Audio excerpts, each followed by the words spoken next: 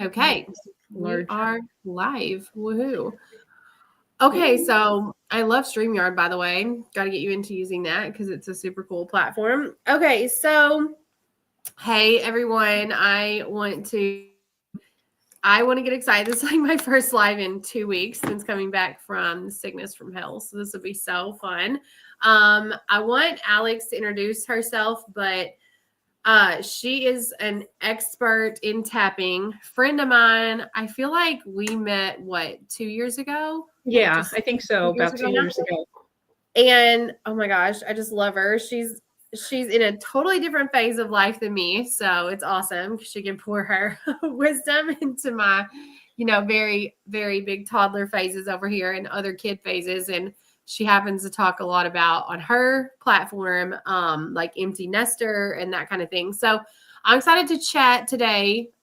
Expert in tapping, but Alix, I want you to introduce yourself and tell everybody what you do, and then we'll go from there. Okay, I'm Alex, and like Chelsea said, my youngest is going to be 25.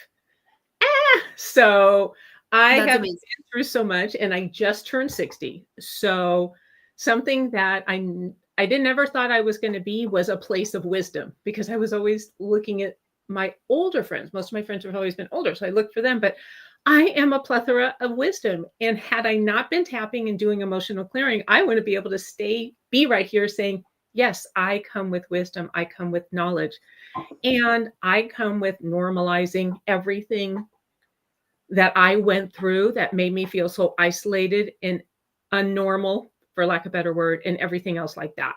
Through the work I've done, I'm here to spread the message that what we're going through, no matter what it is and how embarrassing it is and how we can't admit stuff to ourselves or anything, that it's all normal and we're here to normalize it. And I tried therapy for decades, well, 45 years on and off. And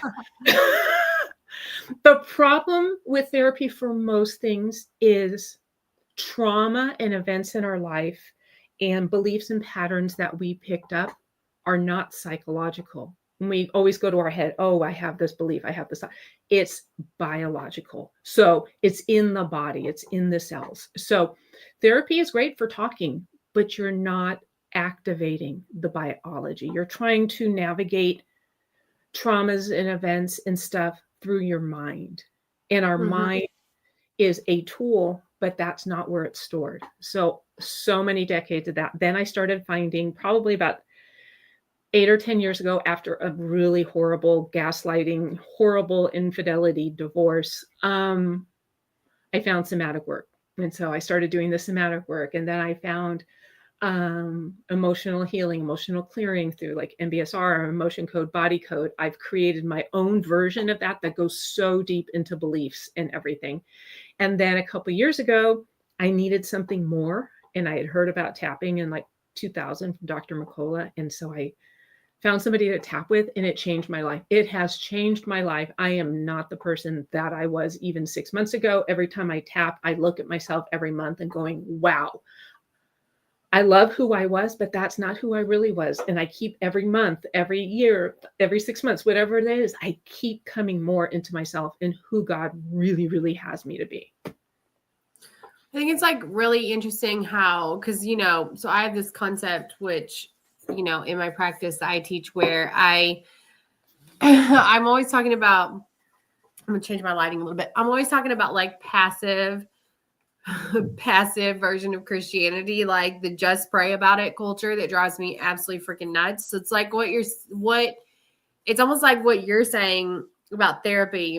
And this isn't going to get into therapy hating, although I have my own version about this. It's so funny. Like my ex and I were just having a pretty unique disagreement because he thinks that, talk therapy's currently his jam. He's like, it's like the be all end all. And I'm just like 10 steps past talk therapy. You know what I mean? Like, I'm like, oh, there's so many other modalities out there, including just looking at your own damn self and taking a different action. And so we happen to have this disagreement going on about our kid and the school they go to. And I'm like, for me, the solution's so easy. For me, the solution is change the school, right? Like, change the environment. If you've got a sick fish in a bowl and stuff, not working and you've got a clean bowl over here and a clean slate, like you just put the fish in clean water. You don't like, tell the fish it's broken and it can't exist in that water and keep the water all shitty and dirty. Like for me, it's like it makes so much sense. And it's so funny. Like there's a lot of other dynamics that I'm like, the easiest, simple solution is to take that action step. It's like, because when I read the Bible, I'm like, okay, like, yeah, Jesus was like, here I am on the healing. Like, here's the healing. The healing's available to you. Now you got to go pick up that mat and walk.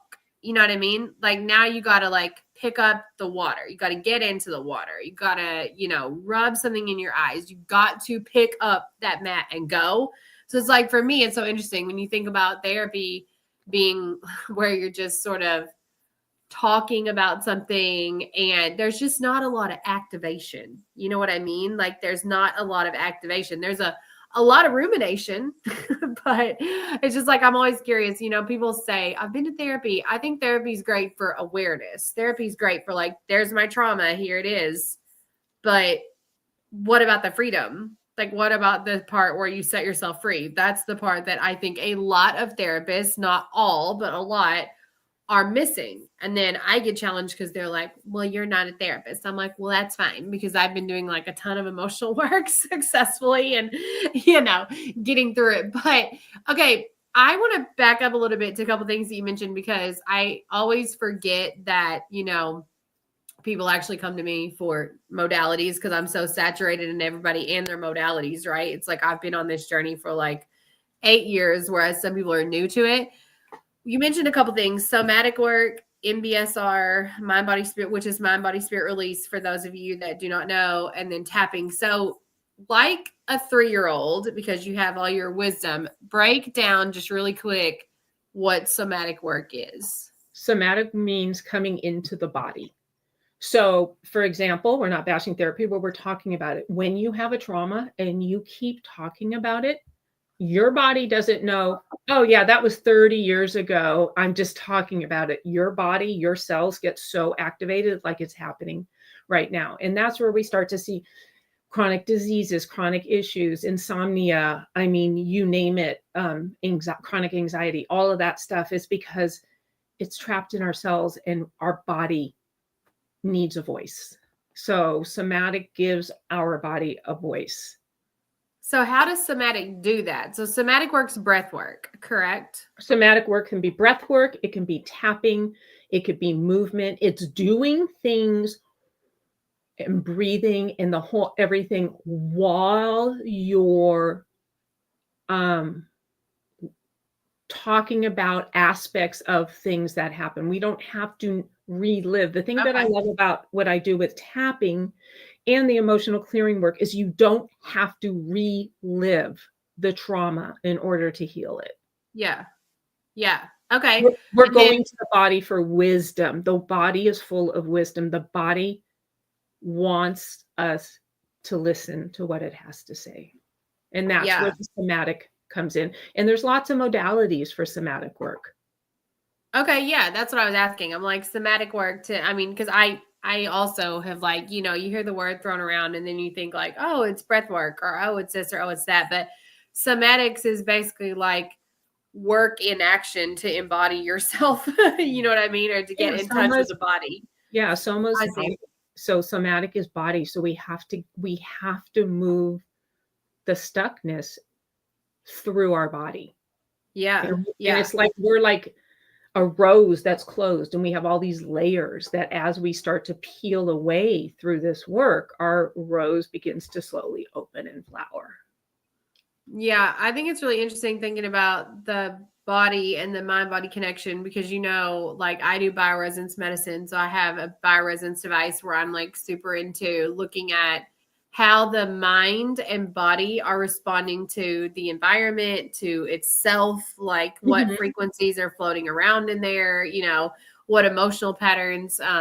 I also developed a system where, like, if I see something on the scan, we can then do a set of neuro prompts while running a correctional scan. And then what I like to do is see how we cleared or what is no longer showing up there, just to kind of see what's in the biofield, what's not, what you're pulling into your body, right? And so it's really, really fascinating to me. I actually didn't have a big experience with a ton of different modalities in mind, body, spirit release or in somatic work. Like I didn't have a ton of, I had an experience with Evox, which some people will know what that is, but basically it's like a Zyto scanner. So it's a scanner that you put your hand on that then it reads your voice. So it's a bioresonance device. It reads your voice. And then what happens is that you do this set of neural clearing, and then the scans kind of show you where you make changes. And so, but I did get into some interesting somatic work with chronic pain. So I would have a ton of chronic pain. And there's a modality, it's very basic. It's called the MELT method. It was invented like ages ago. Have you ever heard of the MELT method? Yeah. Yeah. Like somebody told me, like this holistic doctor was like, get the MELT method. It's amazing. It's literally like a foam roller. And I cannot remember. This is why my brain does not work after this sickness. It does, but it's like, you guys, it's like I went through a full reset. Like, it's the weirdest thing. My brain, like, it's bizarre. I could talk about that. What's so crazy. So I talk about being in your body, right? Like we can totally get into this now. It's like, I was so embodied through this illness that I was like, okay, something really serious is here for me. Like a new version of myself. Like I was like, it was so challenging. And the craziest stuff happened. Like one, I'm unable to recall certain things that I like knew to be true, which is interesting because I'm always pursuing that mind renewing. So you talk about like, trauma and recalling trauma and all that stuff. It's like at some point, because of my advertising background, I have to question, I'm like, what are we just like rehashing that's a lie now? You know what I mean? Like if you're not 14 anymore and you're talking about what happened to you when you're 14, like, aren't you just telling yourself that you're right back at being 14? Like I'm with you on that, right? So it's like, where was the mind renewing? You know what I mean? So like, I'm always telling my clients, I'm like, okay, what's the new story now? Like, what's a 37-year-old story? Like, what are you just going to be from this point forward without that? Like, because you're not in that, you don't have to be.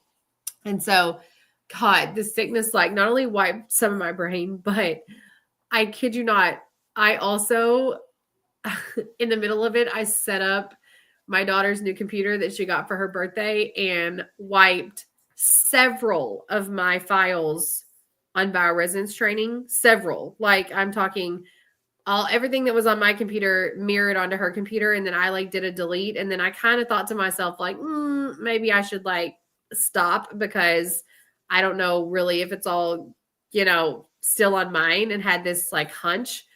And I opened my computer and I'm like, oh shit, like lots of videos are gone.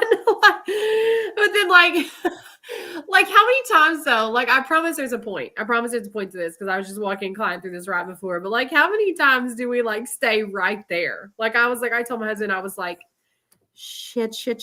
I'm like, it is like they're gone. Like I was like, these like 12 files are gone. And then like, but almost immediately, because I'm so into that action moving forward, that embodying, I was like, okay, well, maybe now there's something better coming up this week. You know what I mean? Absolutely. Like maybe what I talked shit about on those videos is stupid and nobody should ever see it. You know what I'm saying? Like, but how many excuses do we make? Like I told him, I'm like, that's like 40 hours worth of clinical data. Like that's like so much work. Like I'm like, God only knows what they were. He's like, you don't know what they were. I'm like, no, what? Who memorizes like every single video? I'm like, what I do is I just take them, throw them in a file, and then like when I get some time, I edit like 12 or 13 and then upload them to like the provider library that I built for bioresonance medicine. I'm like, it's not like a real thought out thing. It's like we're all learning as we go. And like I'm just like, how many times though do we sit in that like,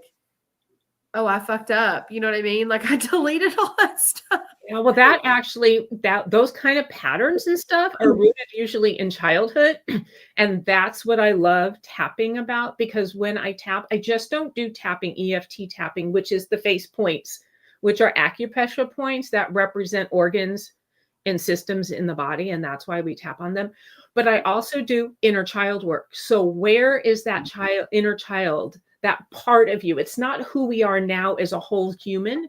It's these little parts of us that get triggered by something, and our body goes right back to that memory of that trigger. And so we have inner child parts, which I dive into. Where were you? And we get really detailed. And what happens with doing this work is we start removing the charge behind it.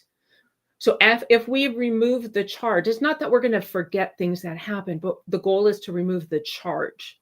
Yeah. If we can remove the charge, then we don't have a trigger, because we don't have a charge triggering the trigger. Yeah. I also do parts work. So somewhere along the line, a part of us believed a story that somebody told us, that we created, that we overheard or something. And so we walk around with these little teeny parts inside of us that will rear its ugly head. And you're like, why am I feeling this way? Why is this doing this? And so we look into these parts, and we start, again, working on reducing the charge of that. And we embody these parts of us, this inner child, with so much love, so much compassion.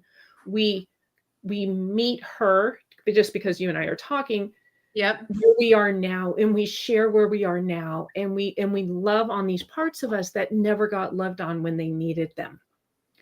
And I also work with clients on shadow work. And the shadow work is our shadows. Those are the deepest, darkest secrets we won't tell anybody. The things we are so ashamed of that we've done, experienced, or whatever. And so we're just this beautiful human, this beautiful, beautiful human. And I'll just use for women. And through the inner child, through the parts, through the shadows, we slowly, in different aspects of ourselves, lost our voice, hardened our heart, contracted our womb, this whole feminine connection to our sacral, from our throat to our sacral. If you have a tight jaw, most likely you have a tight pelvic sacral area. So this kind of somatic work and stuff unlocks this. Right. It is such a beautiful way to unlock our body. And that's the whole somatic part of it. And you were able to, because you've done this work for so long, you were able to like be in it and play the victim for a couple minutes, and then be like, wait, whoa, I have no control over it. And the reason why you were able to do that and shift is because all this work you've been doing has created capacity. You now have capacity to be able to hold stuff. Yeah. No matter how big or how small, yeah, you can still have a hissy fit. Yeah, you can still do stuff, but you have the capacity to hold the space. I know. I at least have the like belief system that it's like, I'd love to talk to you about this too, with all your wisdom and just where you're at in your life. And by the way, you look insanely amazing. Like every time I see your pictures and your reels, because, you know, I met you like 2 years ago, I think, oh my God, Alix looks so much younger and lighter, and like, it's insane. Like, I'm just like, wow, the Alix that I met 2 years ago was not like running wild, carefree on the beach. Like, no way. And she is now. It is crazy. I mean, I'd love to know like more deeper, and I'm sure everybody else would, about how you got there. Because I mean, it's your story to tell. I remember when I met you and there was a lot of heaviness. I bet if we scanned you now, it would be like way lighter. Because I remember like I messaged you and I'm like, your face looks different. Your hair is gorgeous. Like you just seem more lifted. Totally. And honestly, Chelsea, it's doing the tapping. It's doing the inner child work. It's doing the parts work, the chat. And you know what else? It's being radically honest with my own bullshit that I gaslight myself with. Yeah, we all do that. You know, so I'm normalizing some of the bullshit that you were gaslighting yourself with. Yeah. Oh, just downplaying how I was feeling, pushing down feelings, not honoring these triggers as messages, not honoring, I kept myself very distracted. I kept myself very busy. I kept myself doing everything but focusing on what my heart and my soul was screaming and telling me. Yeah. Yeah. And it's funny that you mentioned that, because I was like, I'm going to find a picture from a few years ago and do the before and after. And it's the emotional work, because when you do the emotional work, you're healing your cells. Every cell in your body is Yeah. starting to heal, and every cell in your body is now able to start regenerating and getting revived and everything. It's And literally like reverse aging. Like it's so interesting because I've been sort of toying with this idea. I mean, it's a real thing and pinpointing like the time period in my life where I was like certain time periods where I decided like childlike play was over. Like it was like time to get serious. Like I'm like, okay, like so a naturopath had encouraged me a couple years ago, which I didn't understand what he's saying. He's like think back to the most chaotic thing that you can remember going on in your house. And I was like, okay. And I thought about it. Like I immediately knew what it was. He's like, you know, the youngest you can go is like 3 years old. Something happened.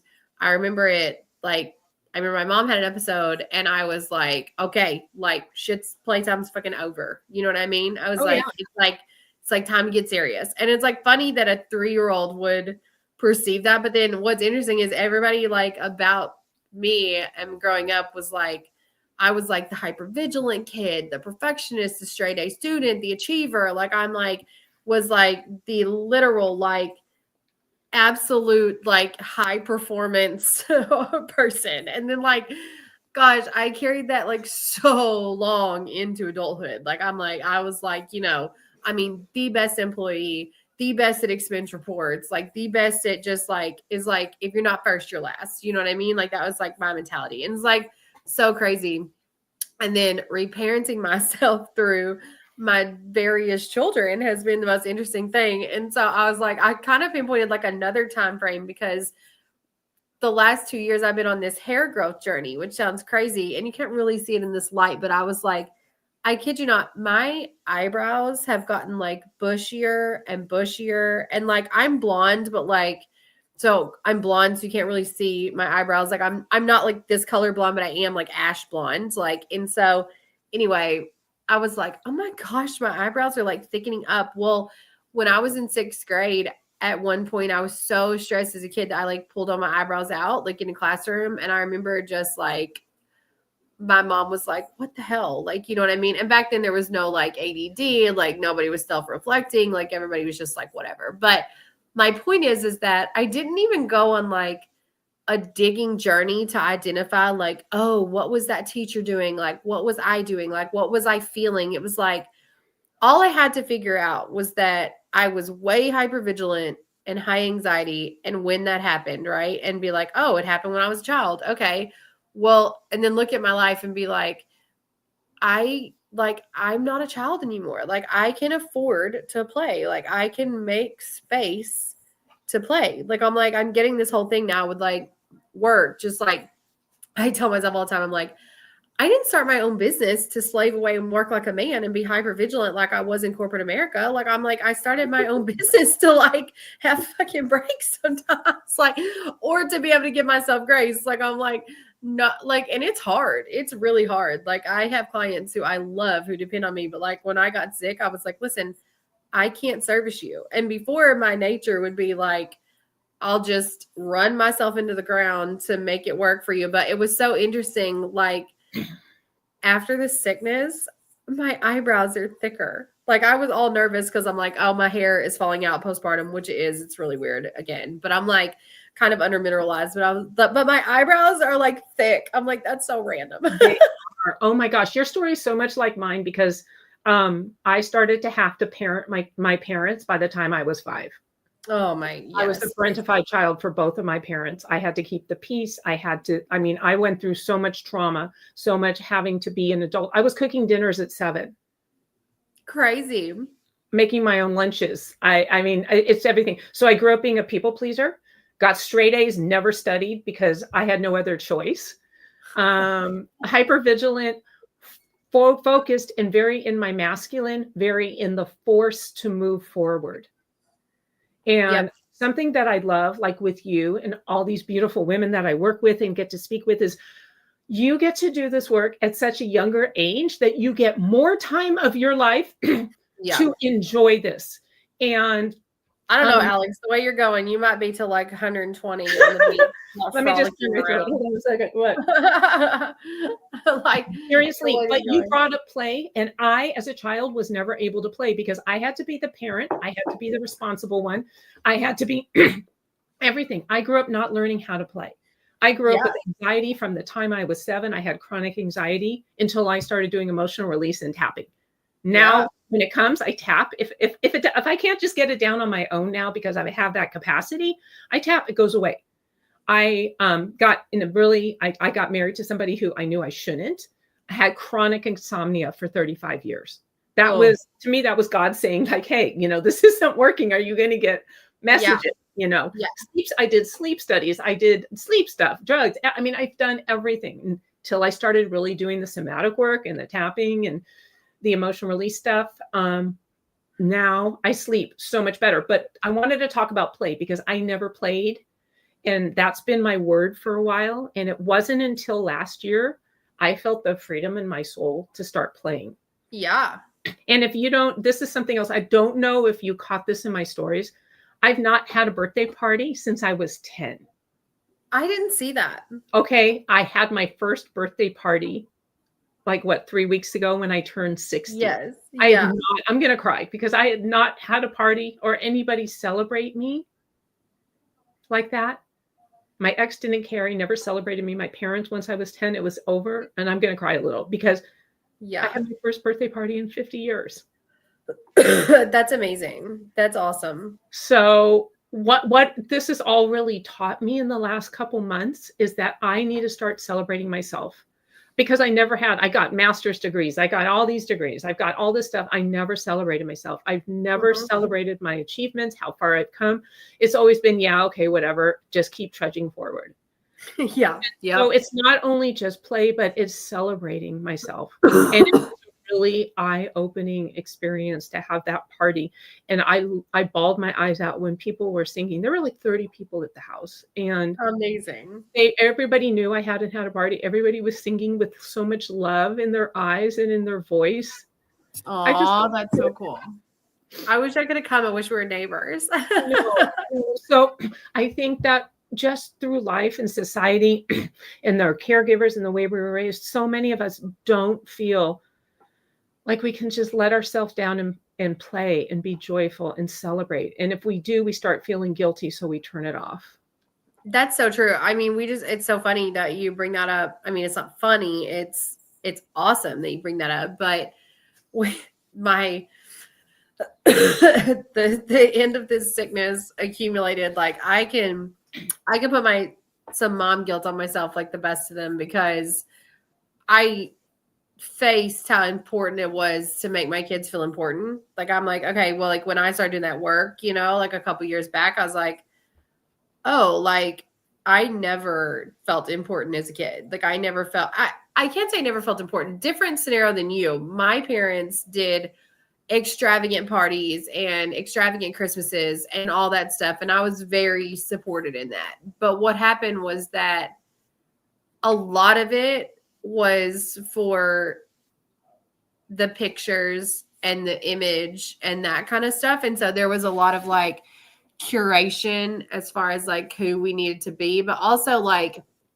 I will say like my parents were great until like, well, it's like my parents were great, but I had a unique experience. My mom curated a story based on her own reality about my dad. So there was like all this tension around like the holidays and birthdays, like custody tension. I was like, okay, like that always felt like it was in the forefront. I didn't know that until I was a grown adult. So it's kind of similar. Like people say like, oh, you had parties. It's like, yeah, but I wasn't the focus. Like the focus was often like, tomorrow you got to go do this, and oh, your dad wants this, and oh, these want that. It's like there's just a bunch of adults fighting over a bunch of adult stuff. You know what I mean? And so that was like focus. So now, obviously, being in a custody agreement, I'm super protective of that with my kids. Like I'm super into like, and I struggled for years just with like, okay, if we're gonna have these transitions, like how do we make them feel so like good, because they don't feel good anyway. You know what I mean? Like they're not going to feel good. They suck. Like it sucks to be in a joint custody agreement, but there has been like so much goodness. And then the other thing was like, oh, it's like I'm always healing little parts of myself and my kids in that. It's so funny. There is this pattern. I know exactly what you're talking about of because my husband experiences it a lot where like I'm very protective of birthdays and just celebrating like you were born. You know what I mean? Like because I was someone who carried this like unwanted frequency because that was a real thing. Like my mom did not feel capable, so she didn't want to mother. Like that's like a thing. And I'm always like, okay, I'm never projecting that onto my kids. Like I'm going to make sure that no matter what, my kids feel important. You know what I mean? That they feel like even if I'm sick, like I want to mother them, or even if I'm like, I no longer operate in the standard of perfection. So let me not get that twisted. I'm not here making like perfect lunches and cutting perfect cheese sandwiches and things like that. But Because you're showing up. but like I show up emotionally for my kids, you know what Yeah. I mean? Like I'm like, it's so funny when we were all sick, I'm like, I just have certain boundaries that I won't compromise on. And one of them is birthdays. It's so funny that you say that. And my mother-in-law was here helping out. And as endearing as she is and as helpful as she is, and she is helpful, she would the day that she felt better happened to be my daughter's birthday. And she like snapped right up, got out of bed. And you know, like that boomer generation, it just is how they are, you know, like she's like, all right, everybody's going to get dressed. We're going to clean house. We're going to do laundry. Like we're going to get this whole place in ship shape. And I was just like, no, the fuck we're not. Like we're not doing that today. Like my body was like visceral reaction. Like I'm like, and it was so funny. Like you probably saw my stories. I was getting very desperate at this point, like mentally, because we had all been through like I love all your this. boundaries, though. I love your boundaries, and I need to Oh my say gosh. when you're I talking, packed up my whole family, girl, and got in that car. I was like, if I had to work in my car today and drive my children around for 8 hours, like versus being that, I will, which is like so funny because that's also not ideal. If anybody knows, like toddlers in cars is like, my daughter's like, where are we going? I'm like, I don't know. It's like so fucking stupid and dysfunctional. So like I did end up like calling my husband and being like, hey, can you just like tell her like we're not gonna do that? And I had already said it like 3 times. I'm like, hey, like we're not gonna do that. I should have been more firm and been like, hey, birthdays are a big freaking deal here. And like also though, like I'm so into like, I mean, I forget that some people that's just who they are. You know what I mean? And you got to let people be who they are. But it's interesting that you bring that up because culturally, that's also something that my husband experienced. And so now it's funny because we have a very hard time like prioritizing fun, like family vacations and play and all this stuff. And I'm just here like in life, like if I'm going to work, it's going to be fun. You know what I mean? oh, I love it. And I love how, like, when you were talking about like the custody stuff and doing stuff, you have the capacity to understand that you have a choice of how you want to show up in that situation. Yeah, it's Yes. shitty, it's crappy, it's all these things, but you're making the choice too, and you have the capacity to do that. And I love it. And How, I mean, I know how I've created the capacity, but I want to know how more about how you create the capacity, like for people, for yourself. Like, let's get like super deep into tapping and why you got into tapping. well, yeah, I wanted to touch on one quick thing first Go because ahead. Yeah. Go ahead. and where the somatic work changed my life is I was adopted. And when you know about energy, not only did I pick up the generational issues with my adoptive family, I have them from my birth family. So I got a double dose of stuff. And it was once I started getting into the somatics and realizing that I was carrying stories that weren't mine, that I was carrying stuff that wasn't mine. There's so much liberation and freedom when we start to be able to clear those generational things. Yeah, no, let's not skip over that because so I want to go deep into that a little bit because there's probably somebody on here that wants to hear this. And I will be totally open and taboo about what I think about adoption. I think it is a very endearing process. But what I also think is that a lot of people do it badly. Like a lot of people do it where they're the savior and they erase that person's story. I say it all the time. I have clients who are adopted and they'll come to me with these issues like, severe asthma is one. And like asthma is a very clear-cut pattern of like overbearing parents, like feeling like you were suffocated by parents. And that could be spiritually or physically, you know what I mean? And Yeah. another one's like infertility. So that's like a big one. People don't realize the connection between infertility and adoption because you quite literally don't know who you are. And so you're confused if you can create another generation because your creation had like some tension, right? Like it's like I'll describe it as like some tension, but that's almost like being in a custody arrangement. That two energies in the houses that you talk about is like that's like being in custody. You're not only picking up your like you're having to reconcile like two houses. So this is something I started to realize with my toddlers is like and my kids, I started to figure out how much energy they have to cope with from other adults. And you've got schools. Okay. So you've got a whole school system and all those teachers and all their stuff. Daycare. Like I've got, you know, my kids are in another, my little bitty kids go to a, you know, a beautiful family. We love them, but they're like, I'm saying they're also like their home energy, their homeostasis is like my kids are around there, you know, like 4 days a week.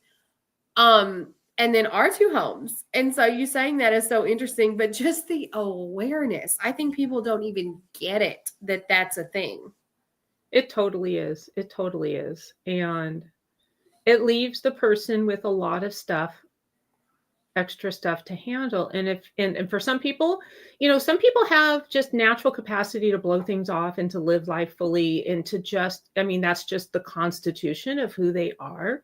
Mm-hmm. But for most people, all of this is like all of this gets stored in our body. That's what I'm saying. This is all in our cells. This is all in our organs. This is all in our fluids. This is all in our body. Yeah, it's like where you put it. Like if you, I like say this to my kids all the time. Like if you there, and it doesn't mean everybody's being malicious. So I want to be careful that I'm not making like No, an not at all. accusation. It's like Not when at my all. kids have to transition to go to another home, they naturally constrict or brace or hold digestive tension. Like I know it because I see it on the scans and because we talk through it now. You know what I mean? But how many people go like, oh, that's just life. Let's reach for the Tums. You know what I mean? It's like, no, it's actually freaking hard for a child to like any person, right? To like make transitions. And that's where that cool reframing comes in. But I think it's so interesting that you're bringing that up because a lot of people don't even know. They just go on about life and think like our kids can go into all these different environments and they're fine. And now I'm like so picky about environments. Right. And we can pick up what we consider as a young child, especially a trauma that is so small, like in the reality of traumas in like our comprehension, but maybe mom didn't pick you up for the 2 minutes you really were crying in that moment you needed it, or you wanted to tell her something and she was busy for a minute and you couldn't. It wasn't that you did something wrong. It wasn't that, but that it sticks in that child, that moment in time. Oh, it so does. My And son, so like we just get that buildup. We don't have to have these grandiose traumas in our life to have issues. It's just these little things that cause stickiness in us, that cause us to change our beliefs about ourselves or to create beliefs or to make assumptions about ourselves or different things like that. And it's really, really powerful. And I know do you want to get onto capacity now? Because okay, so when you're in therapy and you're talking, not to bash, but you're reliving it. What are you doing with your body as your body is reacting and your heart's beating and the tears are coming? What are you doing with it? Where is it? And we don't give it a voice. Mm-hmm. So we're just reliving it. You go to therapy for 10 years, you relive it just to talk it. And we can't just think so many things. Some things we can. Some things are just like, oh, this doesn't make sense and it's an easy thing. You know, and some things are more. But having capacity is once you start the somatic work and you start to like, you're doing like I do, for example, I'll tap and we'll start doing some inner child work and we'll picture ourselves as a little kid and we'll start to get, where are you feeling this sensation? Mm-hmm. Oh my gosh, I feel like I have a brick on my chest and my feet are like pushing into the ground. So we would tap on, it's all about acknowledging the body sensations and we allow these sensations to move through, like just say for a tapping session. And so we acknowledge our body sensations with emotions like fear, this or that, or a dialogue we had, just a couple words exchanging between people, and we allow this to go through. Well, all of a sudden it's, wow, I allowed that to go through. Maybe I can do this again. And so when you're guided with a practitioner, this is the key, as opposed to just doing random tapping videos. When you're guided, as a practitioner, I can see if you're getting elevated. I can see if it's becoming too much in your body, and I can bring you like to the present moment. And I do like eye movements. I do different things like EMDR type of eye movements and stuff. I can bring you back down. So you don't have to stay.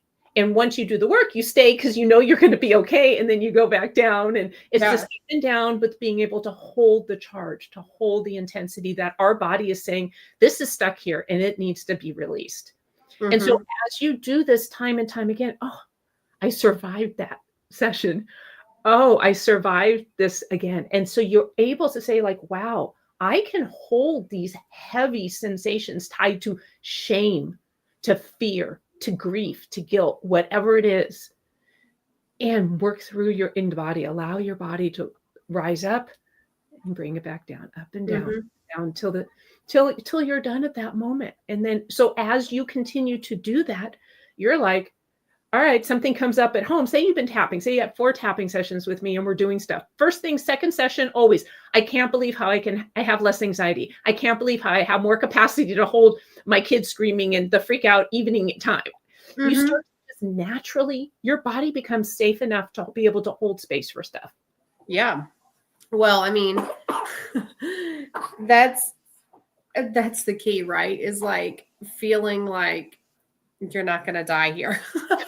Exactly. I will talk to so many moms all the time on my phone in the car. I'll be like, yeah, let's jump on the phone really quick, especially existing clients, or sometimes I'll do new consults and they're like, hang on a minute, I just want to like commend you for how calm you are because I can hear like so-and-so screaming in the back. I'm like, what, you can?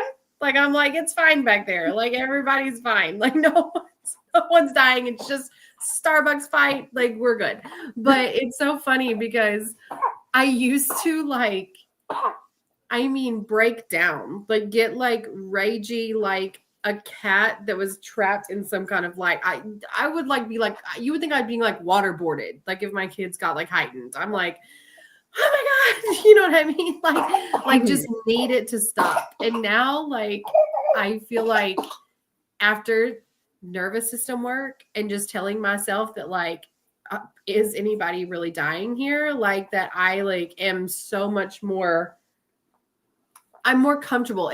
It's like, and it stems from like what, when you're little, right? You're not allowed to have those feelings typically. Right. When you're younger, you're not allowed to like either voice what you want or have a need, or, you know, in your case, in my case, like maybe let your guard down. Like there's so many things that you're not able to do. It's almost like when you see it happening, you're like, what do we do with this? Like, this is so chaotic. You know what I mean? Like, oh, definitely. Like now when I see my kid, like one of my kids don't melt down. One of them does. You also realize everybody's different, right? It's like you said that, like now I've studied like birth charting and some things like that. And I'm still like, everybody's different. But one of my kids, he has like like he will scream, like he will melt down. I'm like, oh, that's cool. Like that's his way of like offloading that like anger, tension in his, you know, body. It's like really deep. It's so interesting when your kids come down, when you have that conversation with them and you can just ask them like, you know, what's going on there? And like, they'll tell you, you know what I mean? Like I said to I took my little to his sitter yesterday for the first time in 2 weeks. He spiked 102 fever again. I was like, what the heck? Like, this is ridiculous. And so anyway, I literally said to him, the first thing that came into my mind, I'm like, and he's 2. I was like, did you miss mommy today? And he was like, yeah. Like, you know, like he was just like, yeah, I did. And I was like, should have known. I didn't know because when I dropped him off, he was like, you know, I want mom, like, don't leave me, like, you know, hold me or whatever, which is normal. And I was like, okay, if he doesn't calm down, I'm like, then let me know. And I'll just come back after my first client. But like, I try to tell my kids, I'm like, I'm coming back.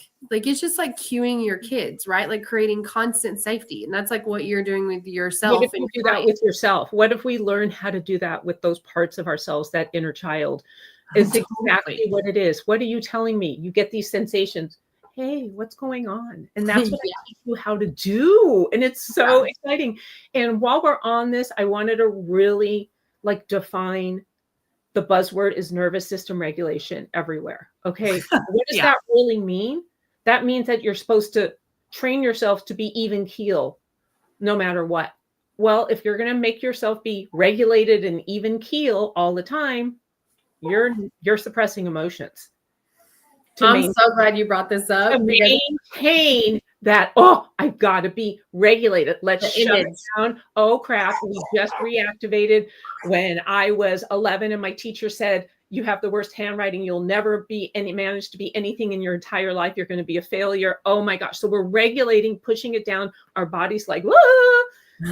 The other word is nervous system capacity leads to a more regulated nervous system because that means that you have the capacity to hold what's coming up, Yep. process it, or just acknowledge it and give it a voice, dance, move, walk, whatever you need to do, or just acknowledging it, letting it, okay, it rose, it came back down. I'm safe now. I'm good. I've held this. I'm ready to move forward. That is what we want. We Yeah, want to I have agree. the capacity as opposed to, oh, I got to keep regulated. Okay, let's shove that crap down again.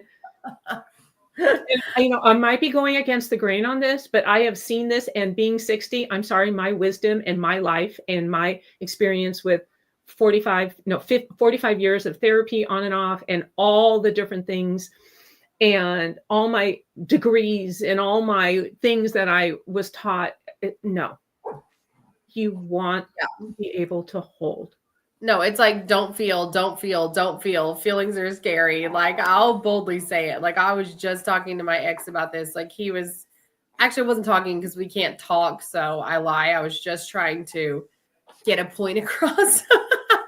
but I just want to make sure I'm not lying here. But like I was just telling him like he's, into like we got to go to therapy. We got to go to therapy. I'm like but he like sorry. He literally wants therapy to like be what shuts my son down. He's literally like what my son's experiencing doesn't work for him. And he's like, let's go to therapy to like shut it down at all costs. Like, let's shut it down. And I'm like, or we could just tell him it's okay that he hates his school and that he's bawling about it every morning. And like, we could just go to a different school. Like, I'm like, that's literally a different radical school of thought. But it's like, we don't need to like go to a therapist to try to flesh out why my son's broken for having feelings. Like, do you know what I'm saying? So like, it is interesting. I have a ton of friends, Alex, oh my God, you wouldn't even believe, that call me and they're like, I just know I'm severely dysregulated. I'm just dysregulated. My nervous system's just dysregulated. And I'm like, or you're afraid of your feelings. Like, where are we trying to go here? Yeah. So what you were just talking about, like your son to say blah, blah, blah, blah, like the therapy thing, that's teaching the child at a very young age to gaslight themselves. For sure. 120%. And so we're taught to gaslight ourselves. So when we try to keep regulated and try to be like, oh yeah, I'm totally regulated, and we're pushing our stuff down to try to stay regulated, that's gaslighting. Our body's like, hello, I have a message. The resistance in our body, the sensations, the resistance, whatever we want to call it, is the roadmap to our healing. Yeah. Yeah. I mean, yeah, because it would force an action. Like that's what I literally was just saying to my ex. I'm like, or we could just face that this environment's not right and we move on to another one. Like, and look, hey, if we go to the next environment and it's not the solution, we'll evaluate. We'll move again. Like, I'm not saying you outrun and spiritually bypass. I'm just saying, like, we can't make that call if we've never made a change. I see people like that all the time. They stay in that 11-year-old state or they stay wherever and they won't change. And then they ask me, like, what can I take? What can I do? I'm like, well, you're going to have to make the hard choices. You're either going to have to say what you feel here, or you're going to have to communicate here. Or in a lot of times, like relationship based, it's like your first choice is stay or go. Your second choice is if you stay, you got to get into those unconditional love, vibrations and do that hard work. Or if you go, you got to do that hard work of figuring out how to release codependency. I mean, pick your heart. You know what I mean? Yeah, definitely. And that's what tapping is amazing for, because we can get it, we can tap into those inner child. We can actually get to the point where we can either see if you're visual, or we can sense, or we can do something, and we can get into these parts of us, this inner child, and these secret little shadow parts of us, and we can let them be seen and heard and love them. And go back to that 11-year-old. Let's go back to that 11-year-old. Sure. What happened? Where were you? What do you smell? What do you see? What do you feel? What do you hear? What were you wearing? What did you look like? Was there anybody else? I mean, when we go to do this vivid stuff, and we don't have to relive it. We're just looking at ourselves, and then we can love ourselves, this 11-year-old part, and work on that 11-year-old part. The charge becomes gone, and then we start showing up differently in life, because that 11-year-old part is not constantly coming up anymore. And we're gaslighting ourselves. We're allowing that capacity. We're holding with capacity and safety what comes up, and releasing it from the body through the different meridian points, through the tapping, through the breath work, through movement, through whatever is needed. Yeah, that's what I was going to say about tapping. So what got you into like, tapping is something I want to add. It's amazing. Because it changed my life. It's been the only thing in 50, how many years am I doing it? 56 years that got me to be able to get out of an anxious state. Yeah. Yeah. I had chronic anxiety every single day. I had a traumatic event on the freeway. I didn't drive freeways or highways or like 6-lane streets in busy, big towns for over 35 years. Wow. And I wasn't tapping on driving, but that was a byproduct, because I created safety and capacity with something else. Interesting. Yeah. And the way I found out was driving. I want to hear about that. Driving a truck and trailer to Yellowstone from California. And I drove a couple thousand miles. Oh my gosh, that's amazing. I knew I couldn't drive like through like a big city, like Salt Lake or something big. I knew I couldn't do that. So that's fine. But I drove 2,500 miles out of a 6,000-mile road trip. And I wasn't even tapping on driving. It was a byproduct. Okay. So what would make you not tap on driving though? Like, I'm curious. Because the issue I was working on with the anxiety and just some of that stuff I was going through when you met me. Yeah. I was able to really be able to hold and process really heavy, scary, strong, never ending, seeming like it would never end feelings. That's amazing. In my body. That's awesome. And so it changed my life.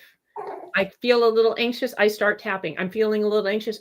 Did I eat? Did I do this? I ask myself questions. I don't just go into, and I always carry little gummy things because sometimes they help if I'm going to get anxious. Sometimes I'm like, oh, my blood sugar might be a little low and that's why I'm feeling it. But I just don't get caught up in anxiety all day long anymore. Yeah. I don't wake up anxious that I'm going to get anxiety anymore. I don't get anxiety thinking I'm going to get anxiety anymore. I like resonate with that. I actually, weirdly enough, it's so funny you say that. I stopped driving at one point for 3 years. Like, I would do little trips here and there and like I would run around town, but like I was like afraid to drive. Like after my pacemaker surgery. And it's kind of weird because like, stuff will resurface, new layers of healing will resurface. Like it was just really easy. Like if I would have a symptom, I would it started out like, how far would I be from a hospital? Like, I know that sounds crazy, but it was like the dumbest brain spirals that you could ever imagine. I mean, it's not now I have like space for that girl, but I'm like, it was interesting. And then it was like, but so much of it was, just feeling like I had no control with my ex, just feeling forced into situations. Exactly. Like it was like, that was literally what it was about. Like there were so many situations in my life that he was forcing against my will that I was just like, I needed to stop. I needed to stop. That's how you manifest. That's how your nervous system manifested a way to handle it. And I had to tap on all the guilt because I didn't drive like that the entire time my children were at home. Mm. Imagine the guilt of a mom who can't take there and had to rely on other people. I can't. That's interesting. Yeah. So my whole childhood and youth, I couldn't drive. Wow. I mean, I can imagine somewhat slightly, not my whole children's, but it was interesting so when I had heart surgery, chronic illness, I was chronically ill for really my entire childhood's lives, my first two for sure. And then I had heart surgery when my third was 14 months old. So like we were like, there was a good 7 years of trauma. One of the first things that I realized was I was like, oh my gosh, like my kids don't have bikes. I'm like, they don't have bikes because I wouldn't like go bike ride. Like I wouldn't go to the park. Like I was like, nope, I'm sick. Like I'm sick. I can't do that with you. Like it was like very much a part of my identity that I had to like come to terms with and be like, like that's just a weird thing to reflect on. Like after I had heart surgery, people would be like, oh, you're so brave, you're so this and that. I'm like, it's been a lot. Like, has it been brave? And in there was a lot of things like Lexapro, Xanax, like stuff that like a normal person would be able to try and explore and pick up and put down. But in my situation, there was like an abusive husband that was also like, you're broken, you're broken, you're broken, you're broken. So the more that I tried, the more force that was there. And so it was like, okay, like I literally was like, these kids have had, and I only see it now, like looking back, like in the last 5 years, because I have 4 children, 4 more. And it's like their childhood has been radically different than those two. You know what I mean? Yeah, like definitely. radically different. Like I'm like, they have had different opportunities. They've had other things. And it wasn't like all for nothing. There's obviously the duality I found, but it's so funny. I do understand that because I did have elements of that when I was chronically ill. And when I first set out in my mission to start my practice, I would tell moms, I'm like, it sucks being the sick mom. Yeah, like it really does. And I still have mom guilt and I work through things because I'm still doing stuff. And what's really funny is just that whole thing about talking about my children not having it. I'm doing finger tapping on myself as we're talking because I do that. And I teach my clients how to do that. Finger tapping. It's touching all the meridians. And because I'm getting a little bit of an elevation of the guilt and that saying it to somebody, because I've never told anybody until today about that guilt. It's just been something I've been working on myself. And so I love it. So I have the capacity in me right now to hold this enormous emotion right now. I love that you have the finger tapping because that's like not obvious. No, you can do it behind your back, or like I love it because you can touch your face. Most people touch their face on tapping points. That's cool. And that's awesome. And your face is a roadmap to your emotions. Like, if you touch different areas, it represents different organs and different systems. What do you find when you tap that?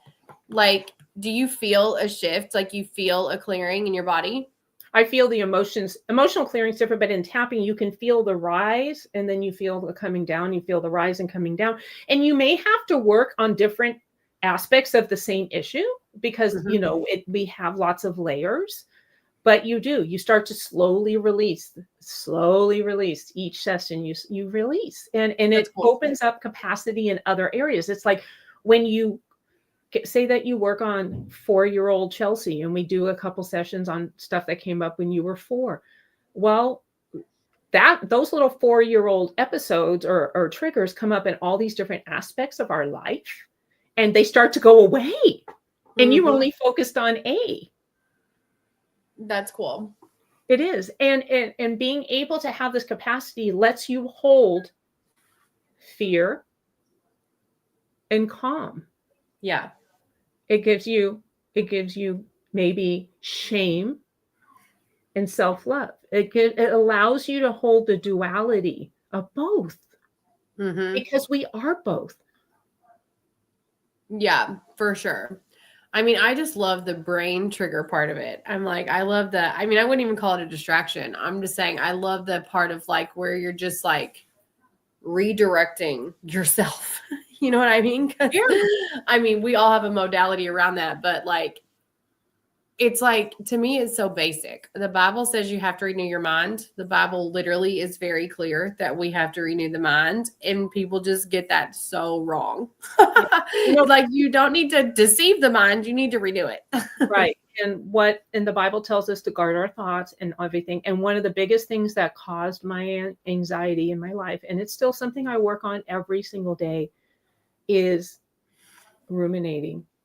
Yeah. The woulda, coulda, shoulda, the what ifs, the what if this happens. And when we walk around ruminating, having conversations, unfinished conversations, seeing tapping, we can get to unfinished conversations in a safe spot without the person there. We can have these unfinished conversations. We can have all these things that we sit there and ruminate, because once we ruminate, our body thinks it's happening. That's that thinking. Our body thinks it's happening at that moment. So we're getting our cells activated and inflamed, and we're getting our chronic stuff, and we're getting our insomnia, and we're getting our anxiety. And I usually call it that, but I'm just using that. And we're actually creating it through thoughts of things that aren't actually in the present moment. How do you, with tapping, get a conversation resolved that's unfinished? I know some people are going to hear that and they're going to be like, I want to know. When you work with me, we do a modality called empty chair work. And so we do tapping, and we get into these parts of us. We go to this part of us at that time, and where our eyes are closed and we're visualizing things. And I take you an empty chair, maybe with that person or with something else, just depending, because I'm there watching you. I'm there making sure that you have safety and capacity, and I'm giving you love, and I'm praying over you. And all of this is going on while we're having this constant session. It's like constant prayer, constant this. And we're able to be in that space. We bring ourselves to that space of that time that we need to have it. Or we show up in the empty chair as we are now. We come in as our best self, and we let that person know. We tell that person off. We say, you lie, this is not who I am. And you told me I was this, and you constantly made sure that I felt less than, or blah, blah, blah, blah, blah. I mean, whatever it is. Mm-hmm. Talk about walking in way, embodied, empowered, and integrated. Yeah. Yeah. Yeah. And sometimes you need to have more than one conversation, but one conversation creates so much space in us that's unbelievable around that issue.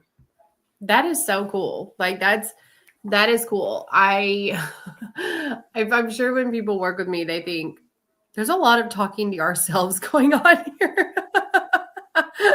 You know what I mean? Because I'm like, oh, neuroprompt yourself. Like, I'm Chelsea, only Chelsea, and XYZ. You know what I mean? Like, I'm Chelsea, only Chelsea, and I'm safe to say what I feel, or, all these different various neuroprompts. And it's so funny. Like, eventually, it's hard to explain, but eventually that just becomes your posture.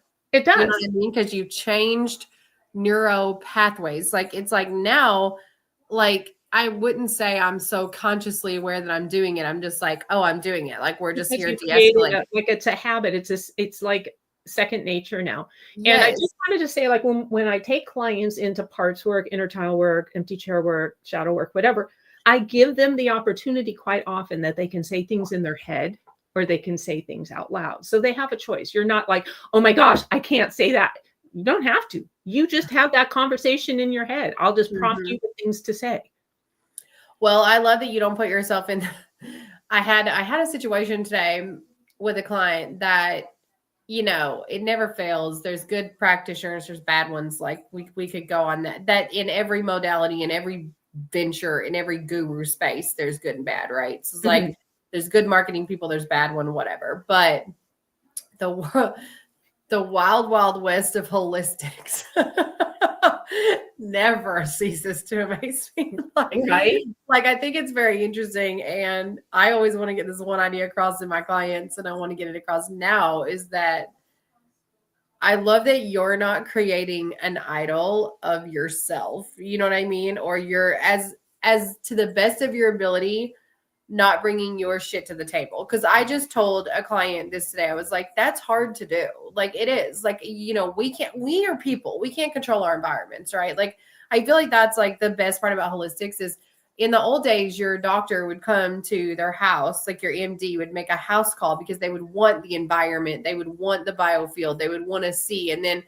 Pharmacia decided like, oh, let's remove those people so that we can have like more of a deception, so we can get them into another environment, so that you know, there's a lot of psychology behind that. Actually, if you actually want to do the research, it's like there's a lot of psychology around removing somebody from their environment and then getting like a little bit of the picture and then making a diagnosis. Like that's just a bunch of bull crap. You know, I'm out here saying burn your lab work for that reason, because it's such a tiny sliver of the picture. But I love that you're like, that choice is there, because oftentimes with, you know, trauma with people, like something happened that you didn't have choice in, you know what I mean? And like my thing, I'm always out there saying like, there's no victims. That doesn't mean that something didn't happen to you. It means that you now get to choose how you respond to it. You know what I mean? Just like you get to choose how you work, who you work with, you get to choose who you pay your money to. Like, I love that though, because you're not putting yourself, I talk a lot about provider idols, and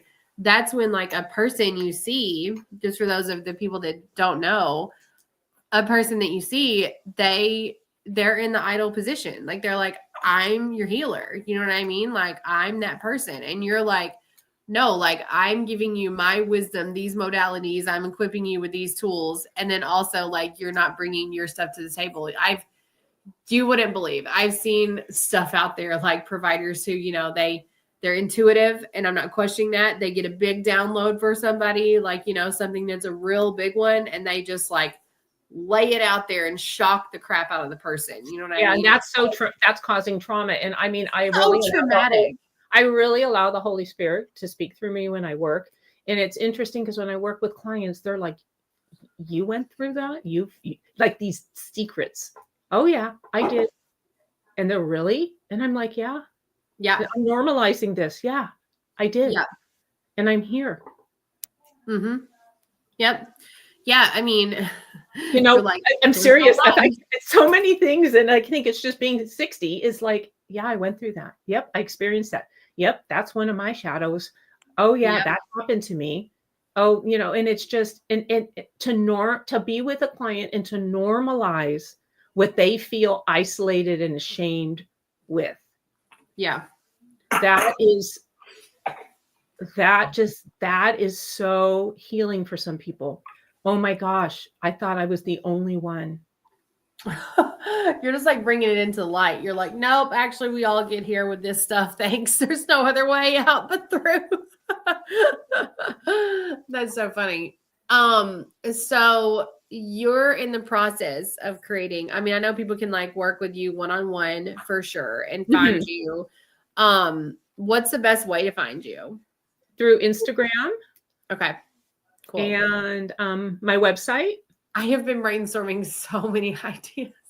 Like even after this podcast, I'm like, okay, I'm about to message you after and tell you exactly what I think you need to say. I know we're gonna be like totally working on that. But right now, we didn't really talk about emotional clearings, MBSR, emotion code, body code, all that stuff that I trained myself and created. Yeah.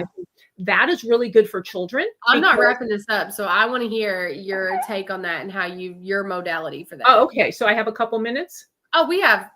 I mean, I had a 2-hour window scheduled. Okay, so the thing that I love about emotional release clearing work is that what I call it is for adults, it's getting rid of some of that mind chatter, that background noise, that clutter of generational trauma events that have happened that we can clear.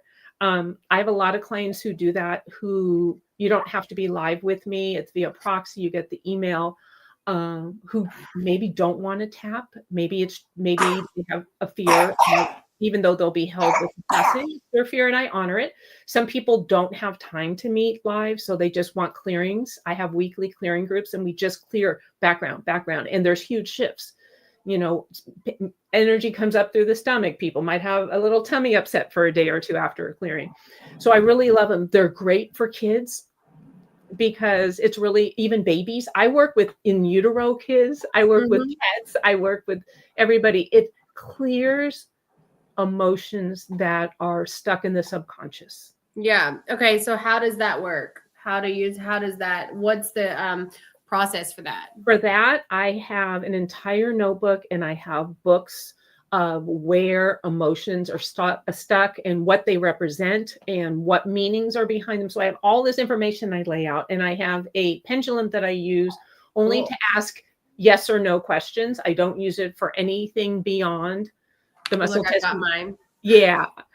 So I have, and mine is yes or no when I'm doing the session, because I don't, and then I'll just ask yes or no questions to get somewhere.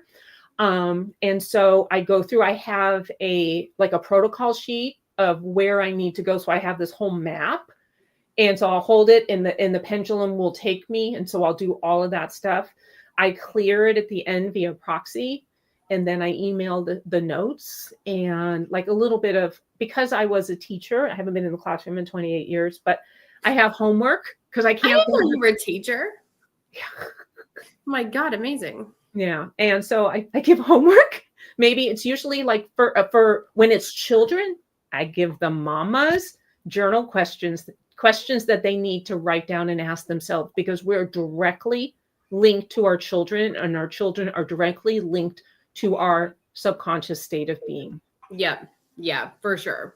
And I also do the emotional release for dysresonance. So if there's like sibling issues, spousal, just like miscommunication or things, I do dysresonance sessions to help clear the energy of whatever's going on through the group of people.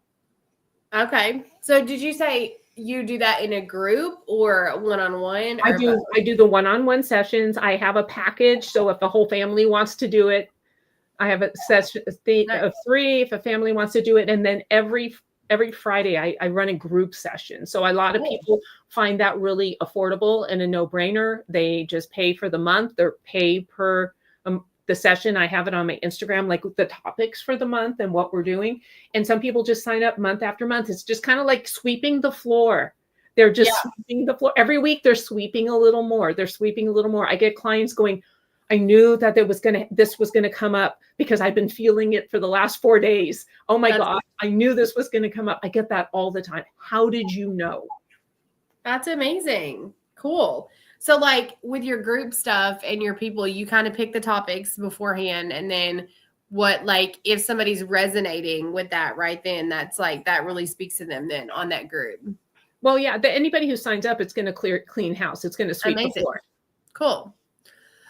That's freaking awesome. Yeah. And then with my tapping, I have one-on-one, I have single sessions, which are really for clients who've worked with me and are having like,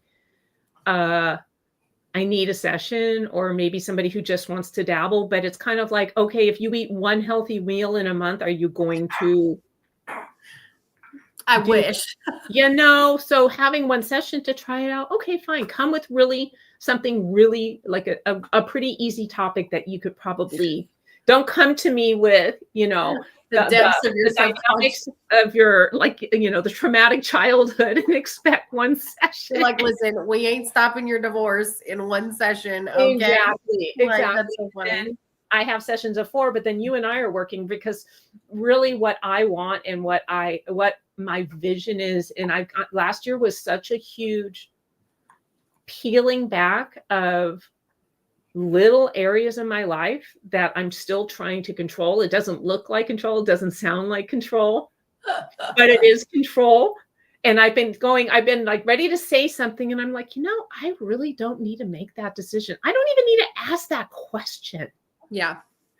And so it's been last year was really a year of peeling back some stuff. And it's really opened my heart and my soul to really take people through this journey over 2, 3, 4 months. And I know we're working on something together, but taking people on this journey.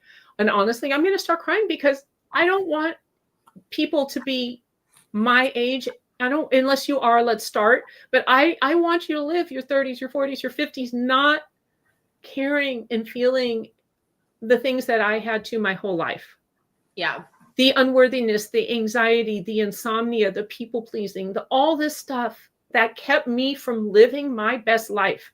All these stories kept me from making my decisions, living my best life, because I listened to people. I listened to my parents with the whole college thing, and I didn't follow my dream. And to this day, I regret it, but I'm kind of doing it now. It just looks a little different.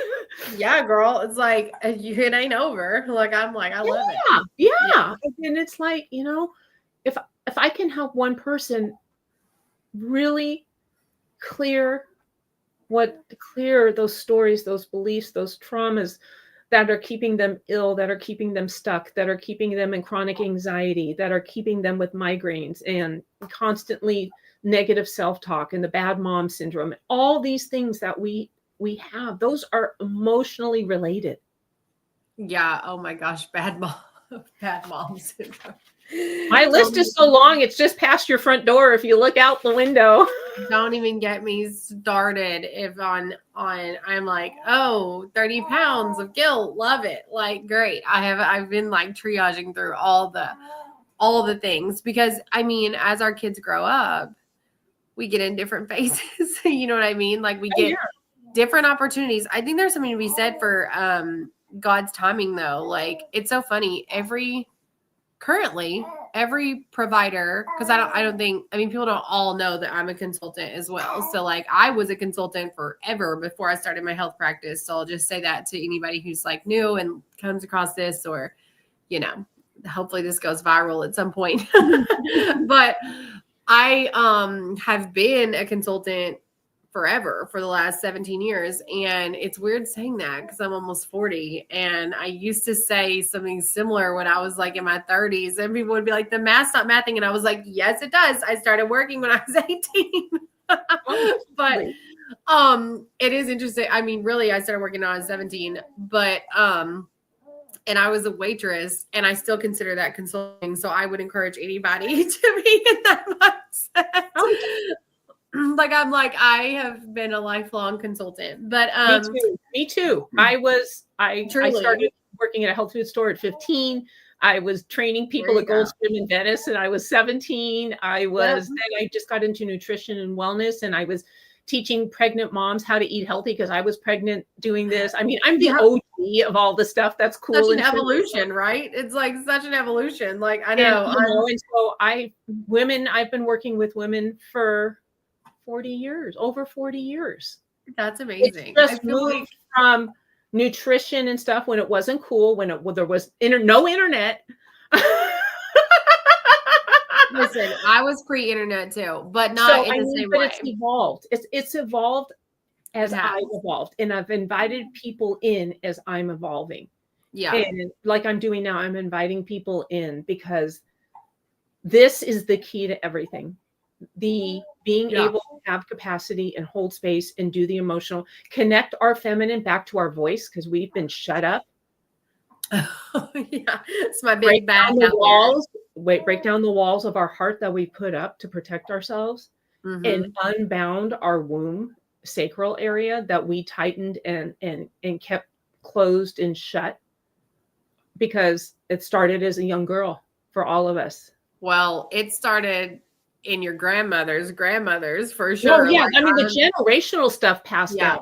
I'm getting I have a very significant body of work that I'm currently doing because in my bioresonance device, I can see the brainstem. And so I'm looking at a couple frequencies that are inherited. And one I'm getting really obsessed with is it's adipose genital dystrophy, which is actually gender distortion. So it's not to be confused with confusion, which is a different word than distortion. It's like more of a distorted view. And so what was interesting is that I'm actually I'm gonna pull my Instagram and see if some lesbians and some trans people will let me scan them, because I actually think that's the extreme manifestation of this. I think that's like when you throw like abuse and some other things on top of it, that like that's how this manifests. But for those of us, it's a very good excuse. A lot of the women that are simply just out of balance in the masculine feminine, or that want to become men. And when I say women want to become men,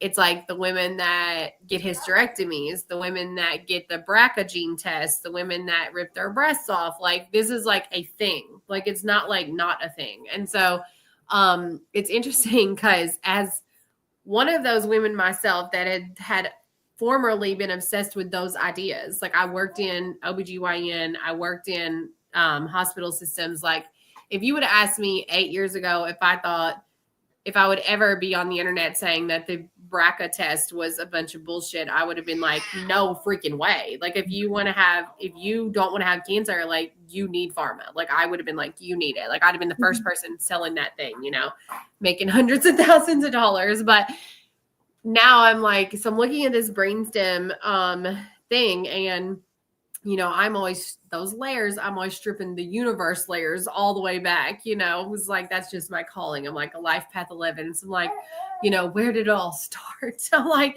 and it's like, it is interesting. I know to be true, and I don't know when it started, but I'm going to identify that at some point. But the church has done a very interesting job generationally of making God all masculine, right? And demonizing the Mother Earth, demonizing the Gaia, like demonizing the female aspect. So it's interesting. A lot of emotional dysregulation, what I see come up on my scans with women and women that come through my practice who say have a hormone imbalance, because it's like you're seeing women that are in their like 40s to 60s, and I'm seeing women that are like 20 to 40, you know what I mean? Because that's like my demographic, of people who, that's like my life phase, you know what I'm saying? Like they're coming to me and they're like, I've got these hormone imbalances, like, or it's time for pre-screenings, you know what I mean? Like they're like gaslit.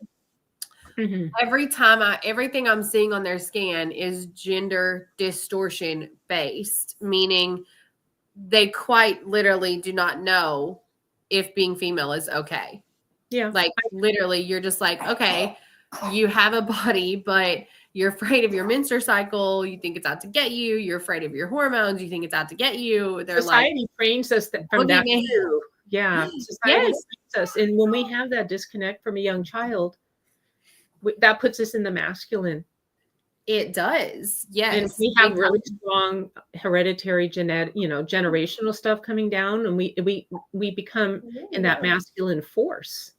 Oh, totally. And then we're, like you said, dysregulated, out of whack, but we also don't understand that women have this capacity to have these big feelings. I mean, so do men, but it's like, it's okay. You know what I mean? Like, it's like, it's okay. And then half of what I'm always counseling with women is like, hey, like that feeling's okay. Like your body's not broken. Like if you, like maybe your dude is wrong. You know what I mean? Like maybe he doesn't understand women. It's like, it is a really interesting that right now we're living in this age where I am so obsessed with talking to providers like you who are obsessed with helping women, because it's like, we're in this age where the divine feminine is like really tired of not knowing itself. You know what I mean? One of the side effects / benefits of doing this work like that I do is you come back home to your feminine. Yes. Yeah. Come back home to this feminine and you're like, okay, now what? I've never really had it. Yep. I followed societies of what feminine was supposed to be or look like or this or that. I get a lot of people who get the the breast implant taken out, and just different women who have like hysterectomies or different things too. But it's really, when you do this work, you come home to your feminine. You come home and start honoring your voice, start living through your heart. Yeah. You start allowing your hips and your pelvis to soften. You allow your womb to soften. And it kind of sounds abstract, but you start coming back home to your feminine. And what happens is you start to see that force or that way of being that you've been in that quote unquote masculine state isn't resonating with you anymore. So you start to redefine your feminine. I tell women, I said, put on songs that make you feel good every damn day and dance your body like it's coming alive. And then when you get better, do it in the bathroom and watch yourself in the mirror. Get as whatever you want with your moves, do it and own it. And it's a process. It's a process. There's a lot of shame. There's a lot of stuff that blocks that. But as you practice it, all of a sudden you're like, okay, baby, I'm going to get in front of the mirror. That's what I think about all of your reels now, running on the beach. I'm like, I'm so jealous. I'm like, why am I stuck in Missouri? I know, but those are from down south when I go to visit. It's not like I'm there every day, but but it's like it's a lot. That's right. You're in Northern Cal. Yeah, now you are. Up towards the mountains, but but a lot. There is there's nothing more beautiful than coming alive in your feminine body that's been suppressed. And you don't know it's suppressed till you start coming alive in it. I know, you're like, dang it, I've really been oppressed here. I'm like 60 going, dang, I wasn't like owning this crap for the last 30 years. I know, I'm just not doing that at almost 40. It's really funny because I'm telling you, this sickness like was like some of the final layers of that. You know what I mean? It's like, obviously it's going to be these work, but it was so funny. Like this sickness was like, I'm like, I'm coming in contact with all of the grief, all of the stuff. You are purging your bones, lady. It's like, I haven't had, it's been a while. It was probably overdue. I don't think I've had a like emotional, maybe 2020, but prior to that, it would have been college when I thought I had mono. But what I'm realizing now was like definitely not mono. It was like a rebirth that I didn't know about. Exactly. We don't understand. And when we start to heal and when we start to do stuff, our body gets scared and it can cause us to get something. We could get a cold, we could get autoimmune, we could get like anxiety or symptoms out of nowhere because our body is scared. And it's like, okay, well, we're going to slow this beautiful process down because we don't know what to expect from it. It's unfamiliar and it's scary. But with tapping and stuff, you allow your body to feel that way. And when I work with people, they don't get a lot of extra symptoms because they're allowing their body to be able to come on board with what's going on instead of jumping back into, no, this isn't safe. This hasn't worked. I can, you give yourself 40 different examples of your life about why it can't work and your body's going to make it not work. But when you're tapping, you shift that. Yeah. Yeah. That's super cool. I'm excited. Like, I cannot wait to see how all that evolves for you and your clients and all that like evolves over the next couple of months. It's going to be exciting. Yeah. And I'm just finishing up my master in EFT. Cool. That's exciting. I know, but there's that stigma of the perfect child, the perfectionist, the people pleasing. Oh, I have that master level now. And then the part of me now that's just kind of like, I've got my wisdom of 60 years. That's what matters. That's what makes the difference. That's the icing on the cake. You know what I mean? So I'm coming into myself, getting out of that push, force, certificate, all of that stuff. Yeah. Yeah. Yeah. I think, we're definitely in an age where, because I fight the thought of like, you're not a doctor, because I was like, definitely grew up in that culture and then was in the sales of that and then was in the consulting of that. And so it was like, I definitely put myself in the ecosystem of the I'm better than you dynamic for a long time. Mm-hmm. And what's interesting though, is like, it's just, I always go back to like, that's not what God says. Like someone might not choose me. Someone might not choose you. Someone doesn't have to resonate with what you're saying. Everyone's not going to resonate with everybody, for God's sake. Right. Thank God. Like now I'm like getting to the point where I'm like turning people down. If they don't vibe with me, I'm like, that's fine. I'm not going to push a rope. You know what I mean? Like, but it is interesting, like, how nobody cares about that stuff anymore. Like, I mean, there are people who care. I'm saying there's people who are always going to care, but is it the right person? Like, is it the person that you want? Because when you're really trying to like system break, like you are, and I am, and you're in this world of like, trust your body. Essentially, if you need a certificate to tell you who you are, do you trust your body? Like, right. So I'm just like, I just always like look at people's fruit and I'm like, it's not bad, but again, it just all comes down to idols for me. I'm like, how do people idolize their life? Like, are they like, I'm just like loved by the Holy Spirit, that's enough? Or are they like, I'm this, I'm that, I'm this, I'm that, and that's my idol? Because your idols will really mess you up. They can totally. They can create this stagnation. Well, just a funny story of something about me that I don't know if you know, and I don't know of anybody, but like you said, oh, you were a teacher. Yeah, I was a teacher. And I remember seeing these kids when my kids were little and I wasn't working as much. And I'm like, I talked to them in the store. Oh, I'm homeschooled. I'm like, those poor, pathetic kids are homeschooled. They're at the market with their mom. They look so sad and depressed. They do this. Mind you, this was like the early 90s, right? So, and we're talking way back. Guess what I ended up doing? Homeschooling. Yep. Got all my degrees in teaching, taught, felt sorry for these homeschooling kids. I had a few people saying, like, when my oldest was like 3, hey, you should homeschool. No, I'm not going to homeschool. Oh my gosh, I'm not going to ruin my kids. I've got my degrees and I know, but the blah, blah, blah, blah, blah. And then push came to shove. And I'm like, I'm not putting him in school. God said, don't put him in school. And I'm telling you, that was like, I need to remove my judgment today. Humbling experience. That was a really big humbling experience. That's amazing. Like, that is amazing.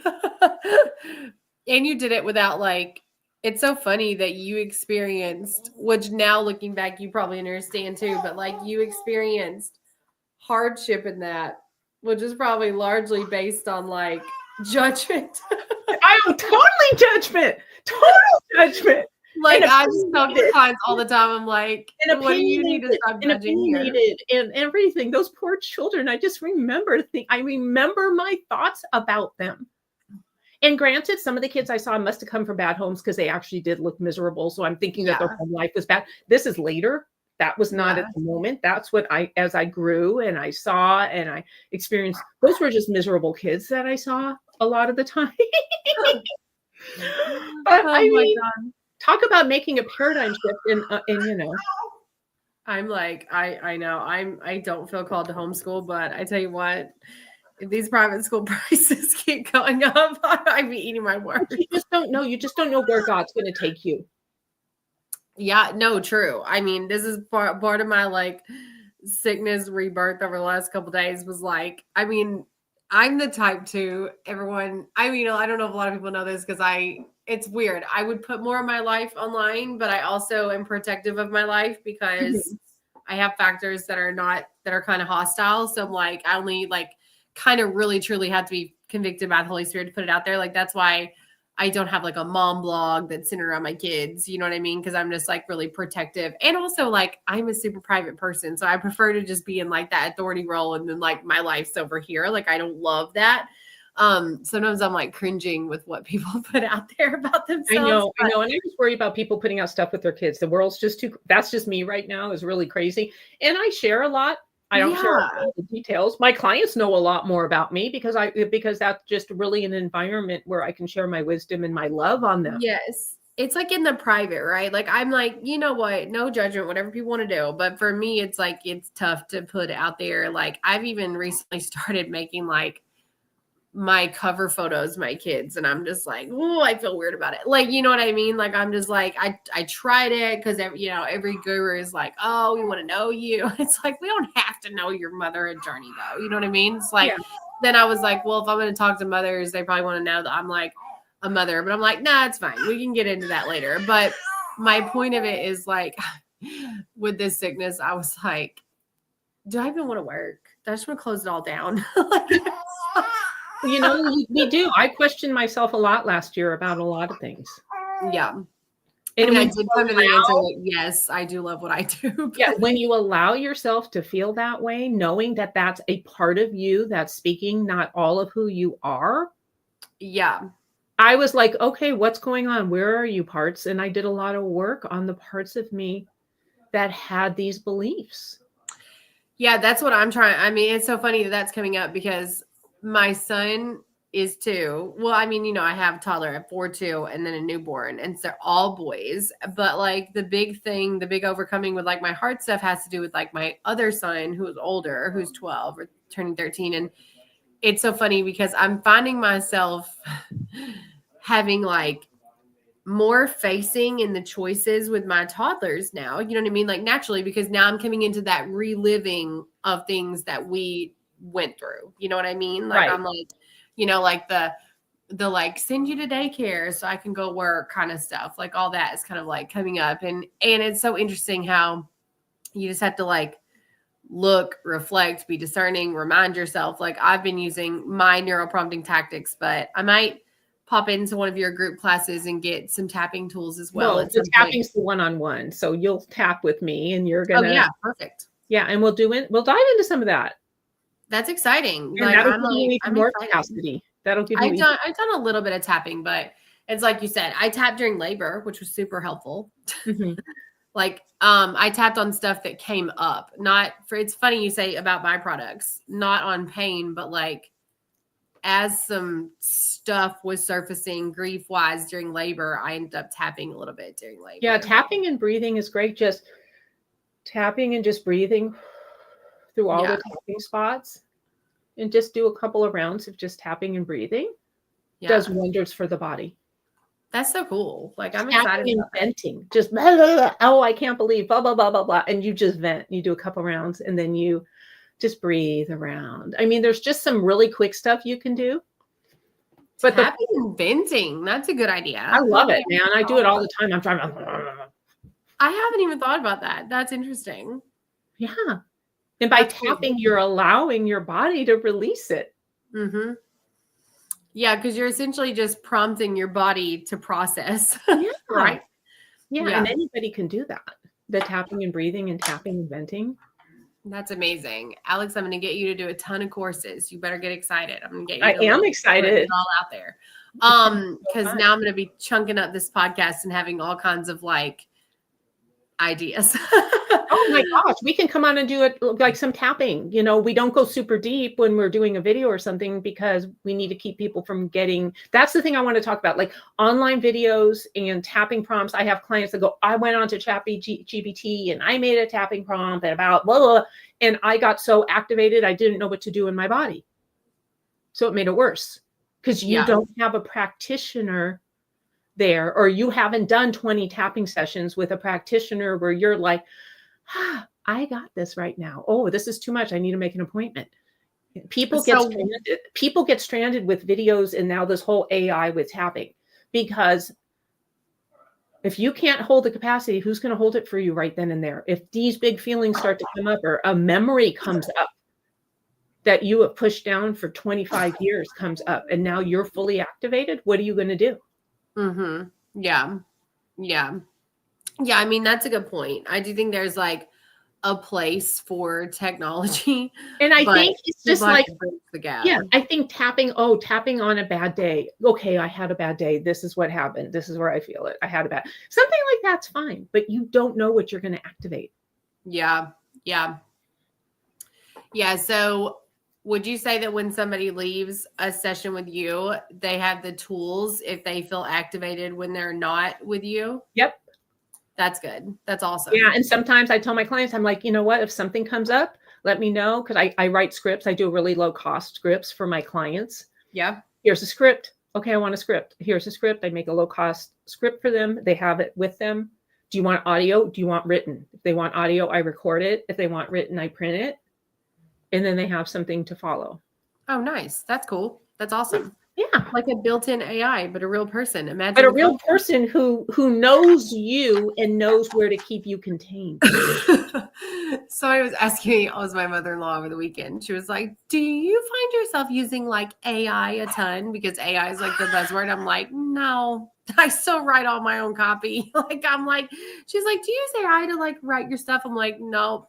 At some point I might come into the 20th century or wherever we're at. I don't know. I'm like, I still believe that like a real human authentic said thing is always best. But yeah, I will tell you where I do use AI to format courses and to get ideas like that. Yes. Yeah. But I'm like, I don't use it for coming up with my thoughts. No, because it's not going to have the human touch. It definitely doesn't have Holy Spirit. Like, I'm like, you know, I can see why it would be cool if you were like, here's a prompt for a bad day. But if you're coming up with something like a sexual assault, that's a bit different. You know what I mean? It's like, that's quite a different scenario. And I'm going to be working also on creating some video packages too, for people who want to do it in there with, you know, creating video packages people can buy. That's coming up down the road too. Yeah. Like self-led or like video led stuff. Yeah. That's a good idea. Yeah. It's not for the big stuff. It's for the everyday stuff. Yeah. Mm-hmm. Yeah. I mean, I feel like that's a catalyst of how stuff starts, right? I'm like, that's literally a lot of times you can get to the root of something with the same approach, but then you need that community to walk you through it. You know what I mean? And to get you to bridge the gap, I guess, to see the parts of yourself that you can't see and help. Yeah. Well, that's cool. Yeah, I can't tell you how many times I walked out of therapy so activated, ruminating, oh my gosh, and creating stories and dialogues in my head, because all of a sudden for an hour I was activated and it has nowhere to go but to my head to overthink and ruminate. And then the therapist is like, don't call me. I have a gatekeeper. Call my secretary.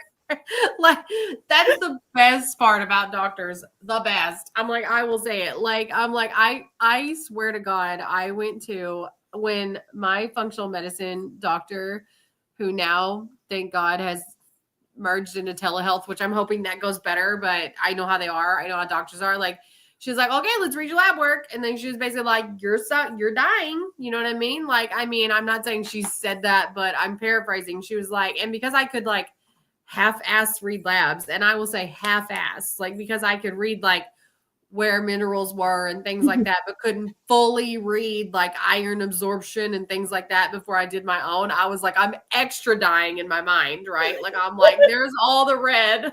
And like, then your cells believe it. oh no. So then it would be like, it's like, so this is like truly what happened. This was like, she was like, okay, here's, oh yeah. Well, we got work we need to do. You know what I mean? This very vague verbiage to an already anxious person. And then it was like, okay, time's up. You had 20 minutes. You paid me $145 for, like, see you never. Like, we'll see you in 3 months after you take your supplements. And I was just like, oh my God. I was like, I am literally on death's door.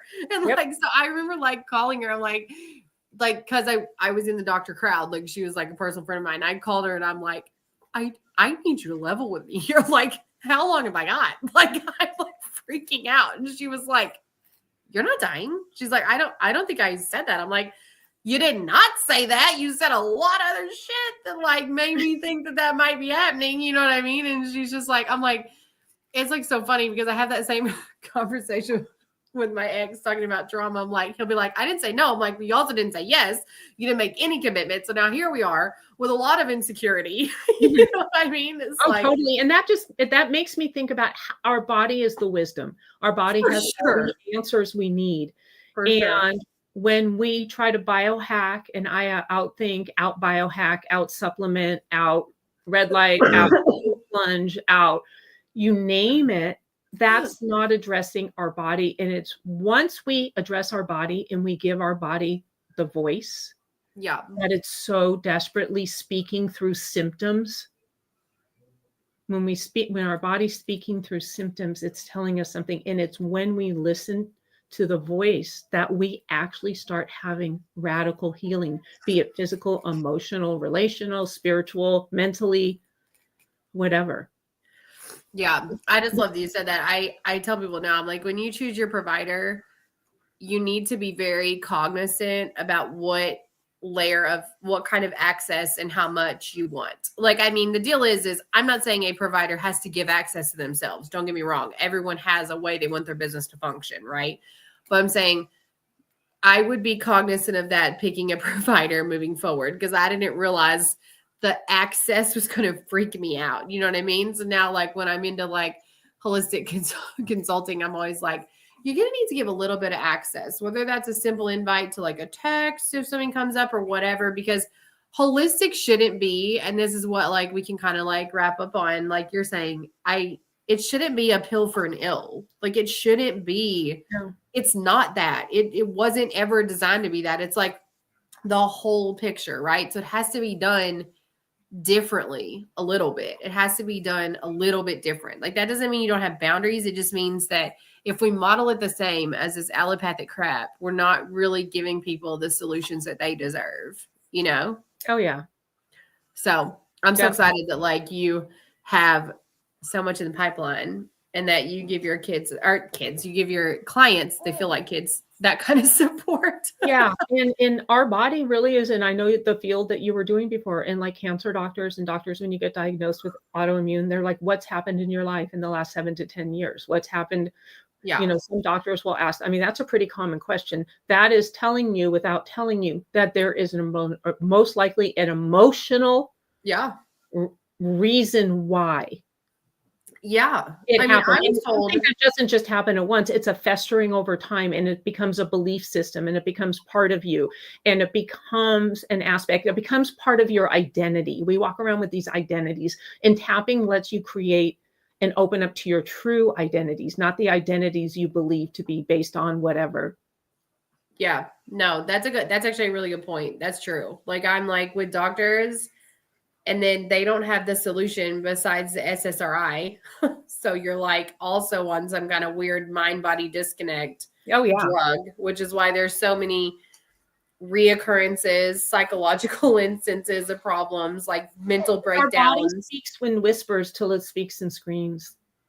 Yeah, and the key word is that it speaks. Like I'm like people I think are like, you were like, let's talk about mind body connection. I mean, we've talked about that a lot, but it's like it's just the basic principle that when you have a symptom, it doesn't mean your body's deficient in a drug. And it doesn't mean that your body's betraying you.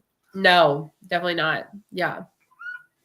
Yeah, that's a good call. Like that's so true.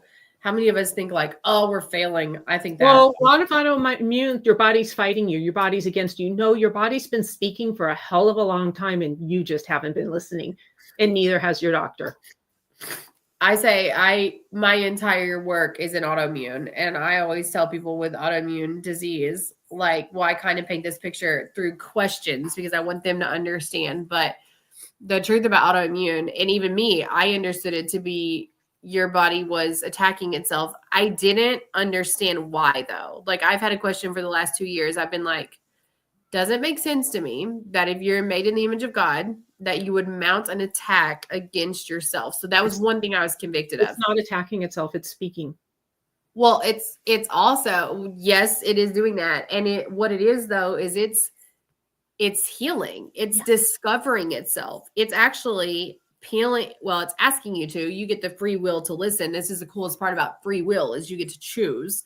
Like it's asking you to find who you really are. Yeah. Like it's literally as a simple breakdown. It knows you're made in the image of God because you are the temple of God. Like you know that innately. Like you know it. But if you have created an image based on traumas, identities, all the stuff that you're tapping against, right? It's like, okay, it will quite literally be trying to discover itself by tearing itself down. That's what it does. It's a healing mechanism. So even the verbiage around autoimmune, I'm like, what if your body's not attacking yourself? What if it's discovering? It is totally, it's just been a terminology. And then you feel like your body's betraying you.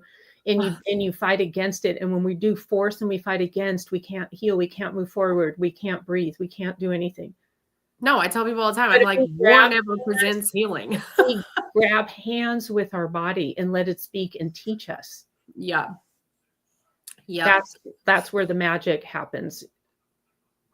Totally. Okay. So speaking of grabbing hands with your body, if you would like to do that, then I will wrap this up. Alix can be found right now on Instagram and all the programs that she offers. I will link your information in the show notes. And so that people can find you. She's also on my friend list. When she rolls out her video stuff, I'll probably put it in my bio, which I'm excited. I roll out my other stuff, which might come before the videos. I don't know. I have all these wonderful goals.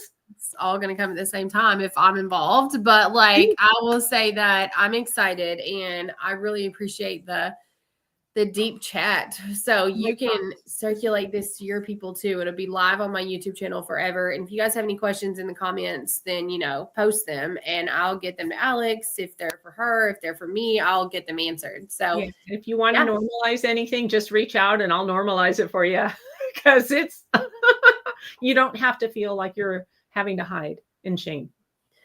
Oh no, if anybody listens to any of my stuff, I'm like an open book about my own stuff pretty clearly. And it's so funny. I always see comments when I go on other podcasts where people will be like, oh, I find that so refreshing that she's like willing to say that stuff. I'm like, it's so interesting to me how we follow gurus who are not, like how shallow, like now that I'm into it, I'm like looking at even myself and I'm like, oh, I used to think that person was so cool. And now I just think they're like, so shallow. You know what I mean? As you're evolving more into who you truly are, that happens.